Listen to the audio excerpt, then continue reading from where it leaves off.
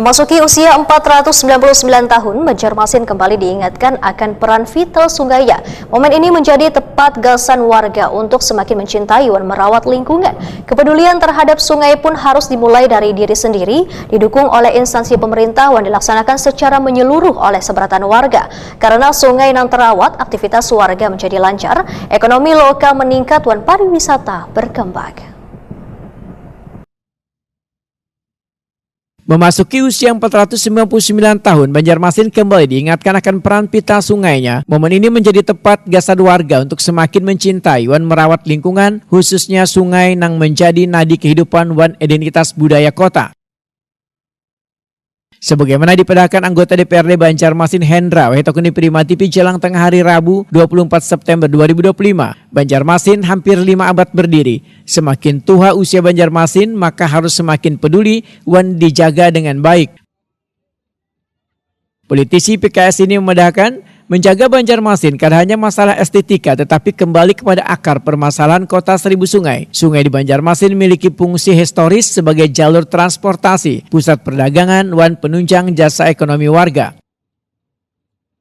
Hendra memedahkan, kepedulian terhadap sungai harus dimulai dari diri sendiri, didukung oleh instansi pemerintah dan dilaksanakan secara menyeluruh oleh seberatan warga. Karena sungai yang terawat, aktivitas warga menjadi lancar, ekonomi lokal meningkat dan pariwisata berkembang. Cara menjaganya tentu saja ya kita kembali ke akar dari permasalahan kota Banjarmasin itu sendiri, yaitu bagaimana kita kembali sebagai kota sungai yang beradab, kemudian juga tidak melupakan terkait dengan perdagangan dan jasa di kota Banjarmasin.